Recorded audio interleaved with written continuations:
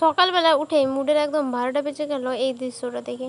ঘটনাটা ঘটার পেছনে আমারই অবদান অবশ্য সবথেকে বেশি। এই মহান কাজটা আমার দ্বারাই হয়েছে। কাজটা যেহেতু আমি করেছি সেই জন্য আমি কারোর উপর রাগ দেখাতে পারি, নিজে করলে তো কোনো দোষ হয় না, তাই না? তো ব্যাপারটা হচ্ছে সকালে ড্রেসিং টেবিলটা গোছাচ্ছিলাম আর এই যে উনি ওপরে বসছিলেন টুক করে নিচে না ঝাঁপিয়ে পড়লেন, সেই জন্য এই অবস্থা হয়ে গেছে।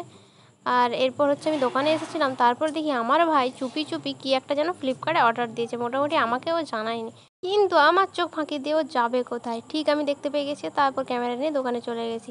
তো চলো, আমি নিজেও জানি না, আর ওকে আমি বারবার জিজ্ঞেস করছি কী দিয়েছিস বল, সেটাও বলেনি। ও বলছে তাহলে তুই দেখ। তাই ভাবলাম আমি নিজেও দেখি আর তোমাদের সাথেও একটু শেয়ার করি ভিডিওটা। প্যাকেজিংটা খুলতে খুলতে অনেকক্ষণ লেগে গেছে, আমার বাবা অত ধৈর্য নেই, সেই জন্য আমি শর্টকাটে ব্যাপারটা দেখিয়ে দিচ্ছি। করে আমি তাকিয়েছিলাম যে এর ভেতর কী আছে। ও মা, এটা তো আবার একটা মেকআপ বক্সের মতো মনে হচ্ছে আমার দেখে। মেকআপ বক্সই মনে হচ্ছে, কিন্তু মেকআপ বক্সেরও কাজ শোনা দেবে এইরকম আমি বহুত কিছু ভাবছিলাম। ভাই একবার ভাবছি আমার জন্য কি কিছু দিল, আর ভাবছি কার জন্য। তারপর অনেক ভেবে চিন্তে দেখছি এই যে বেরিয়েছে পারফিউম কিছু, সেটাও আবার ওর নিজের জন্য। ও একটা 4টে পারফিউম নিয়েছিল, যেগুলো নিজের জন্য নিয়েছিল, আর আমি জানতামও না যে ও এটা অর্ডার দিই। তারপর আমি বাড়ি এসে নিজেও একটা চাইছিলাম যে আমাকেও একটা দে। আমি ওকে শুধু চাইছিলামই, কারণ আমার এমনিতেও না পছন্দ হয়নি একটাও স্মেল, কারণ আমি একদম হালকা স্মেলের পারফিউম ইউজ করি, একদম হালকা উগ্র কোনো গন্ধই আমি নিতে পারি না। আর এর মধ্যে একটা মাত্র পছন্দ আমার ছিল, কিন্তু ওটা আমি আর নিইনি, সব ভাইকে দিয়ে দিয়েছি। এরপর একটু নুন আর লঙ্কা নিয়ে আমি আবার দোকানকে চলে এসেছিলাম ভাইকে জ্বালাতে। এসে নিয়ে ওকে আমি বলছিলাম যে একটু আম পেড়ে আন, অনেক দিন আম খাওয়া হয়নি, সেই মাঠের যে গাছটা গেছিলাম ওই গাছটার আম। তারপর ভাই গেছে আর আমি এখানে দোকানে বলছি আর কি, দোকানে বসেছিলাম। ভাই যেহেতু চলে গেছে দোকানে, তো কাউকে বসতে হবে, বাবা ছিল বাড়ির দিকে একটু কাজ করছিল। আমি বসে বসে বোর হয়ে গেছিলাম। আমার ভাই গেছে তো গেছেই, অনেকক্ষণ টাইম কাটিয়ে দিয়েছে ও। আর ভাইকে আমি বলেছিলাম যে একটু তুই ওখানে কী করছিস ভিডিও করে নিয়ে আসবি, সেই জন্য ভাই ভিডিও করেছে।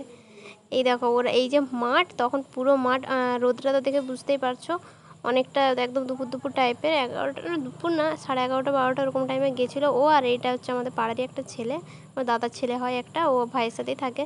তো ওরা দুজনে আম পাড়তে গেছিলো দুজন মিলে। ভাইকে বলেছিলাম আমি অনেক করে যে একটু ক্লিপ নিয়ে আসবি, এমনিতে তো ক্যামেরার সামনে আসেই না, খুব কম আসে, আমি নিয়ে এলেও চিৎকার করে।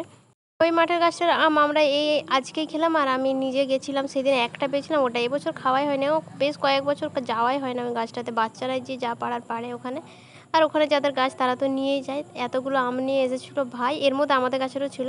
আর এই যে হাত দিয়ে ফাটাচ্ছে, আমি তো দেখেই অবাক, ভাই ছাড়া আমার দ্বারা তো সম্ভবই না। তারপরে আমাদের আম খাওয়া দেখে ঠাকুরও চলে এসেছিলো, বলছিল যে তোরা এখন কেন টক খাচ্ছিস এইসব বলছিল। রাস্তার ধারেই আমরা আম খেতে বসে পড়েছিলাম সবাই মিলে আর আড্ডা দিচ্ছিলাম। আমি প্রায় দিনই আমাদের গাছেরই আম পেড়ে খাই, কিন্তু সেদিন হঠাৎ করে ইচ্ছে করলো যে এরকম ভাইকে একটু পাঠায়, আর এভাবে একসাথে সবাই মিলে আম খাওয়ার মজাটা কিন্তু ভীষণ মানে দারুণ লাগে। এরকমভাবে সবাই একসাথে আগে আমরা এরকম খেতাম।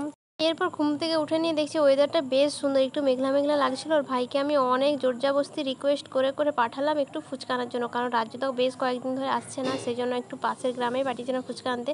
ফুচকাটা সত্যি কথা বলছি আমার একদম পছন্দ হয়নি।